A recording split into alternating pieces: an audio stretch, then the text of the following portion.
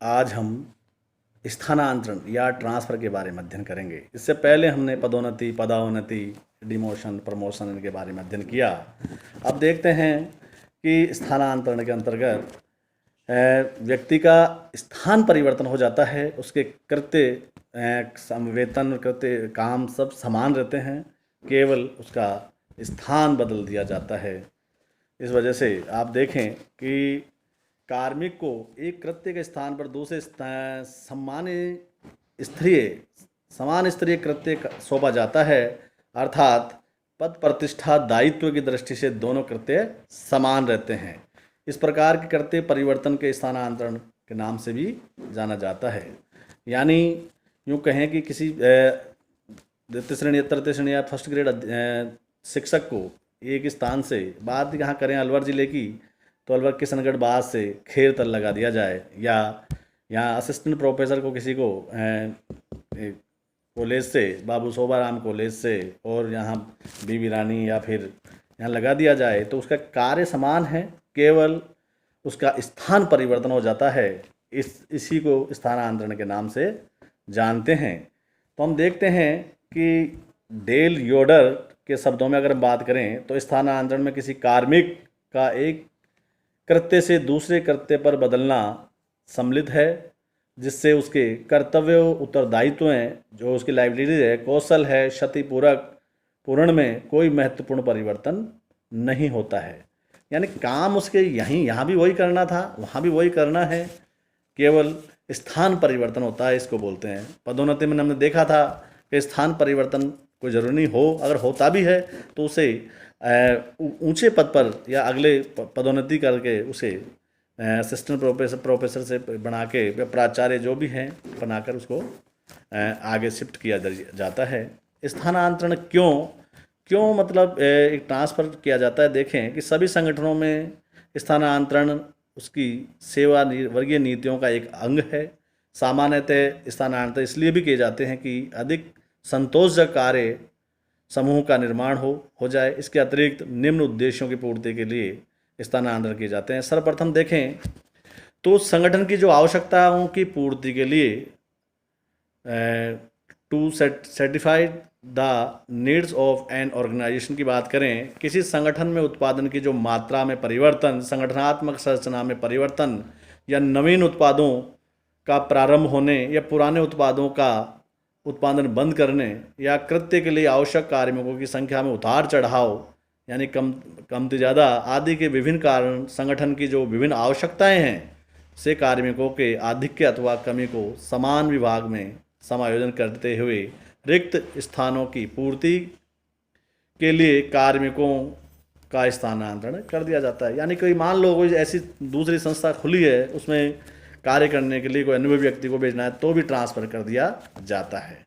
स्वयं कर्मचारी की प्रार्थना पर कभी कभी ऐसा होता है कि दूरस्थ स्थान पर कोई आदमी बैठा है, तो अपने घर के नज़दीक अगर कोई संस्था खुली है या कोई भी एक फैक्ट्री है या कोई स्कूल या कॉलेज है, तो वो उसमें अप्लाई कर देता है, जिससे उसका आवागमन के खर्चे एरिए भी बच जाते हैं। तो कभी कभी कर्मचारी किन्हीं कारणों की वजह से भी अपने सहकर्मियों अथवा निकट अधिकारियों से संतुष्ट नहीं होता है, उन्हें पसंद नहीं करता, वर्तमान कृत्य का विकास के लिए भी पर्याप्त अवसर नहीं मानता है, और पारिवारिक परिस्थितियां आदि के कारण वे स्वेच्छा से भी एक प्रार्थना पत्र दे देता है, जिससे कार्मिकों को व्यक्तिगत कारणों के आधार पर भी स्थानांतरण कर दिया जाता है। कभी आदमी खुद ही सोच लेता है, या कभी मान लो नहीं बने कि साहब मेरे तो इस संस्था में मन नहीं है, मुझे तो आप दूसरी जगह कहीं भी भेज दो, लेकिन यहाँ से मुझे ट्रांसफ़र कर दें, तो ऐसी स्थिति में भी खुद की प्रार्थना पत्र पे भी उसको ट्रांसफ़र कर दिया जाता है। कार्य की शक्ति के समायोजन के लिए टू एडजस्ट द वर्कफोर्स की बात करें कि जब विभिन्न कारणों से किसी एक या अधिक इकाइयों या संयंत्रों प्लांट को बंद कर दिया जाता है, तो उनमें जो कार्यरत व्यक्ति हैं उनको समायोजन किया जाता है, तो उनको निश्चित ही उनके जो कार्य को है दूसरे फैक्ट्री या जिस संस्था में उसको समायोजित करके उसको लगा दिया जाता है। कार्मिकों की सेवाओं से सही सदुपयोग के लिए मान लो कोई है व्यक्ति, उसमें संगठन में जब प्रबंध का यह महसूस करता है कि कार्मिक अपने कृत्य पर ठीक ढंग से कार्य नहीं कर रहे हैं और अन्य कृत्यों पर उनकी सेवाओं पर अधिक प्रभावी ढंग से सदुपयोग किया जा सकता है, तो ऐसे कार्मिकों को मान लो किसी में योग्यता है और उसके अनुसार वहाँ कार्य नहीं है, तो उसको योग्यता वाले पद पे, या यूँ कहें कि कोई कार्य नहीं कर रहा तो उसको भी उठा के दूसरी जगह कि ठीक है यहाँ आप नहीं कर रहे तो चलिए आप नई संस्था में जाके वहाँ करो, पता पड़ जाएगा कि कार्य कैसे किया जाता है। आगे बात करें किसी पुराने कर्मचारी के स्थान पर नवीन कर्मचारी को लगाने के लिए, कि जब संगठन में कोई कर्मचारी एक लंबे समय से अधिक महत्वपूर्ण कार्यों का कार्यभार में दबा रहता है तो उसे कार्य को दबाव को कम करने के लिए भी उसे आराम देने के लिए भी उसको एक स्थान से दूसरे स्थान पर उसका स्थानांतरण कर दिया जाता है। या कोई मान लो नया कर्मचारी आ गया तो उसको उसकी जगह बिठाकर उससे ऊपर वाले या उससे सेम कार्य के लिए उसको दूसरी जगह बिठा दिया जाता है, जिससे कार्य आसानी से कार्मिकों के जो विभिन्न कार्यों के करने की जो क्षमता है उसमें वृद्धि करने के लिए, कि देखें कार्य संवर्धन हेतु कर्मचारियों को विभिन्न कृत्यों में दक्ष करने के लिए कृत्य से कृत्य के स्थान पर स्थानांतरण कर दिया जाता है। ऐसे स्थानांतरण उस सार्थक सिद्ध होता है जब उच्च स्तर के कार्यों के लिए कार्मिका की आवश्यकता होती है अथवा आंतरिक स्रोतों से पदोन्नति की जाती है। यानी यूँ कहें कि जब व्यक्ति को लगता है कि इस स्थान पर इससे ज़्यादा बढ़िया कार्य करेगा तो उसको दूसरे स्थान पर उसको स्थानांतरण कर दिया जाता है। अवधि प्रणाली को बनाए रखने के लिए कि एक समय के बाद साहब 3 महीने का मान लो रेलवे में है, 3 महीने बाद आपका ट्रांसफ़र होगा ही होगा, या शिक्षा विभाग नहीं तो इसमें तो ऐसा कोई जिसकी जान पहचान है वो तो बैठा है, जिसका नहीं है मेरा जैसा कोई तो उसको तो ये लोग ठीक है आज बाड़मेर आज नागौर कभी गंगानगर घूमते रहो। तो आज देखते हैं कि प्रणाली अब जहाँ लागू होती है कि बैंकों में इनमें कि 3 साल बाद 2.5 साल बाद एक आपको निश्चित स्थान से दूसरे स्थान पर जाना ही पड़ेगा। आप चाहे अपनी स्वेच्छा से प्रार्थना पत्र दे दें कि कौन सी जगह आप जाना चाहते हैं, नहीं तो फिर वो सरकारी तंत्र है वो करेगा आपका। कुछ सरकारी अथवा गैर सरकारी संगठन ऐसे होते हैं जिनमें विभिन्न प्रकार के कार्यों को करने के योग्य बनाने के लिए अथवा उन्हें राजनीतिक अनौपचारिकताओं को संपूर्ण समूह में सम्मिलित होने से रोकने के लिए किसी एक कृत्य पर एक निश्चित समय तक कार्य करने के पश्चात कृत्य का स्थानांतरण, क्योंकि इसके यूँ कहें कि एक ज़्यादा जगह रहने पर आदमी एक उसमें मनमानी करने लग जाते हैं या वो अपना अधिकार समझने लग जाते हैं कि हमारा तो ये बिल्कुल ये हमारी है, हम जो चाहेंगे वो होगा, इसलिए इसको चेंज करते रहने से एकाधिकार समाप्त हो जाता है। और वैसे तो अगर यूँ कहेंगे एक जगह रहने से व्यक्ति सबको समझ भी जाता है, लेकिन हर चीज़ के 2 पहलू हैं वो अलग बात है। तो स्थानांतरण टाइम बीइंग भी होता है समय के।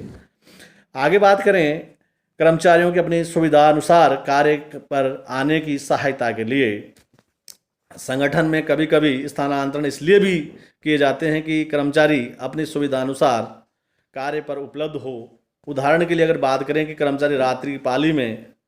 स्थान पर प्रातःकालीन पाली अथवा प्रथम पारी के स्थान पर दूसरी पारी में स्थानांतरण करना, इस सुविधा से कार्मिकों की जो कार्यकुशलता में वृद्धि होती है, अनेक समस्याएं स्वतः ही हल हो जाती है। कि मान लो कोई सुबह ड्यूटी करना चाह रहा है या कोई नाइट ड्यूटी पे है तो उनकी शिफ्ट चेंज करने से कार्य में तो कोई परिवर्तन हो रहा नहीं है। तो अगर मान लो उसको काम है और वो कह रहा है कि मुझे साहब सुबह लगा दें, तो इससे जो एक स्थानांतरण की बात भी अगर है तो